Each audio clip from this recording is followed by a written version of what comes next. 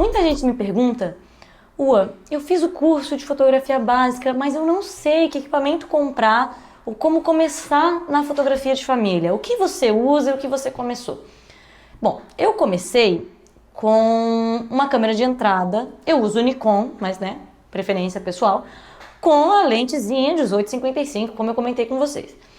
E eu considero que foi um excelente equipamento de início. Eu vejo muita gente comprando milhares de coisas, equipamentos caríssimos logo no começo, sem ter domínio sobre o equipamento e sem se conhecer, sem saber exatamente que equipamento precisa, porque isso é pessoal. Tenho amigas que fazem o mesmo tipo de fotografia que eu e têm equipamentos diferentes porque se adequam mais ao estilo e à personalidade delas. Então, o equipamento é uma coisa muito pessoal. Quando eu comprei e recomendo um equipamento de entrada, eu pude ir me descobrindo sem fazer um investimento absurdo. Então eu fui conhecendo a fotografia e aí conforme eu mesma fui sentindo necessidade, eu fui evoluindo o meu equipamento. Eu acho que essa é uma maneira mais prudente, mais inteligente de investir. Por exemplo, hoje em dia eu praticamente não uso flash. Então será mesmo que eu preciso de um flash super potente? Eu tenho um que eu não uso já, acho que tem mais de um ano que ele está na minha mochila, por precaução. Mas ele não é o flash mais caro e o mais potente da Nikon, porque eu sei que eu não preciso, que se eu usar flash vai ser só uma cuspidela de luz ali, uma luz de preenchimento, não vai ser uma luz predominante, uma luz principal. Então eu entendo o meu estilo de fotografia e as minhas necessidades e faço investimentos que tenham a ver.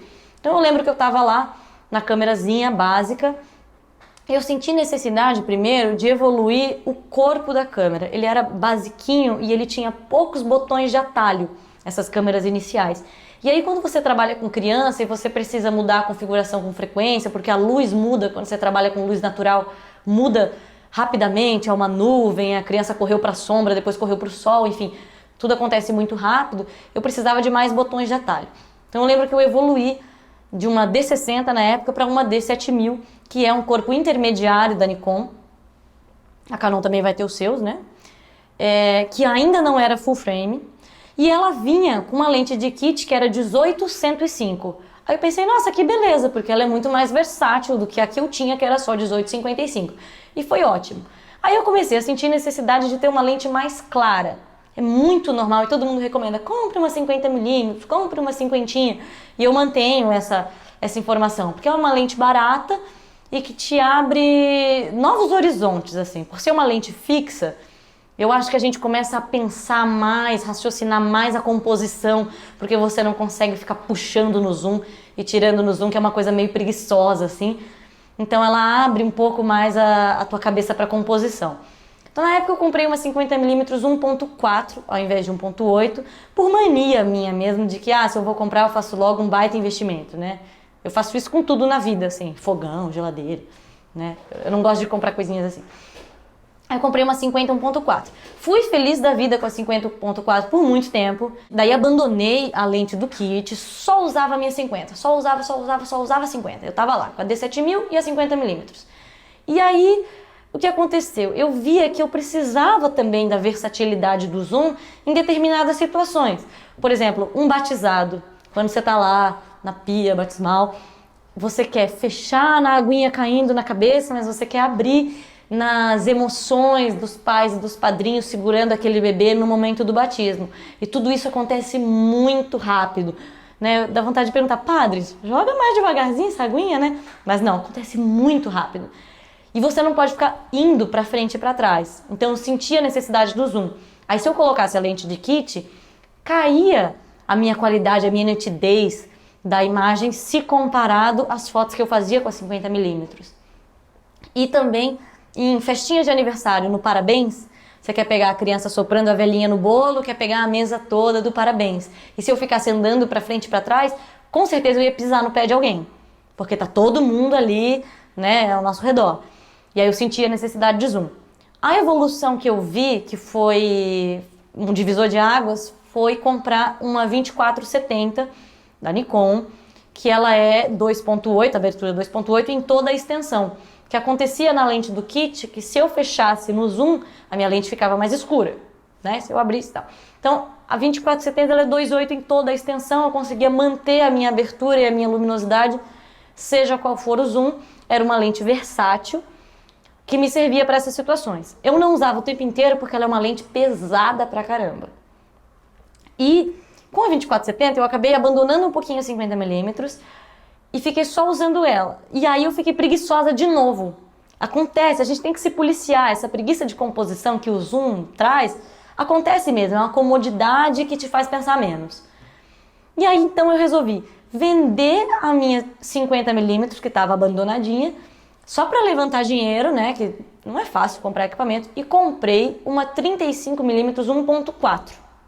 Nessa época eu já tinha conseguido comprar uma D600, que é uma câmera full frame.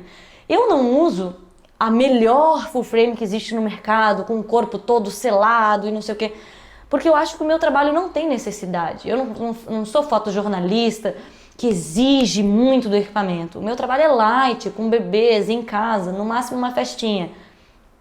Então, se eu quero um corpo full frame, eu não preciso gastar tanto. De repente, gastar menos e comprar uma lente é um investimento mais inteligente ali com o meu dinheiro. Então, comprei uma D600, que é a primeira full frame que a Nikon oferece, a full frame mais básica.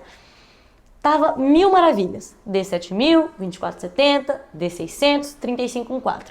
Aí eu parei para pensar. Eu acostumei tanto com a full frame e foi excelente essa troca por um sensor maior, porque ela tinha um ISO elevado de mais qualidade, então em festa infantil eu consegui abandonar cada vez mais o flash, que trazia uma linguagem que eu não queria. Então foi excelente usar a full frame. Mas aí se desse problema no meu equipamento, o meu de backup não era tão bom quanto ele. Foi então que eu vendi a D7000 e comprei uma D610, que agora é minha câmera principal. A D600 é a minha de backup, então se der qualquer tipo de problema, eu tenho duas câmeras iguais. Isso é importante. Parece, para que você vai usar duas câmeras? Nunca se sabe. Se às vezes você está numa situação, num batismo, num aniversário, não tem o que fazer a não ser pegar sua câmera de backup. Não dá tempo de ligar para um amigo, vir trazer equipamento. Então tem duas câmeras iguais, a 24-70 e a 35-1.4. A 35 é maravilhosa, é uma lente extremamente nítida. Eu não sinto que ela distorce se eu chegar um pouco mais perto, assim, se ela fosse uma 24mm distorceria mais. E 1.4, uma lente muito clara, e ela se adequa perfeitamente para as minhas necessidades. Porque eu, tenho um estilo de fotografia que eu tô muito dentro da cena, eu provoco as situações na cena. Eu já fotografei fazendo cosquinha no pé da criança, ainda segurando aqui, sem distorções consegui fotografar. Isso vai de pessoa para pessoa. Alguns fotógrafos são mais tímidos ou têm um estilo mais jornalista, que ficam mais de longe. Então uma teleobjetiva seria mais interessante, então ficam mais pegando a cena sem interferir. Não é o meu caso. Então eu nunca quis ter uma 70-200, por exemplo, porque é pesada para chuchu, para início de conversa. E não tem a ver com o tipo de fotógrafo que eu sou. Eu gosto de entrar na cena. Então 90% do tempo eu estou usando a 35mm. Eu só uso a 24-70 nessa necessidade de zoom. Se houver mesmo, que se não tiver, eu é que vou para frente, para trás, vou sambar, correr ali com as crianças e vou conseguir uma composição maravilhosa. E aí, para fechar o caixão, eu ainda tenho uma 105mm que é macro. Ela é 2.8 e ela foi a minha última aquisição, mais recente, que eu comprei só para ter um leque a mais de diversidade de fotografias para entregar para o meu cliente. Então, quando eu fotografo recém-nascido, não uso cestos, não uso toquinhas, mantas, nada, né? Fotografo recém-nascido em casa. E tem uma variedade de posições que eu consigo fazer com os pais, com o bebê sozinho, etc. Eu acrescentei uma gama de fotos diferentes quando eu acrescentei o macro, os detalhes do bebê. Que isso a gente poderia fazer tanto em estúdio quanto no lifestyle. E aí me acrescentou muitas coisas legais.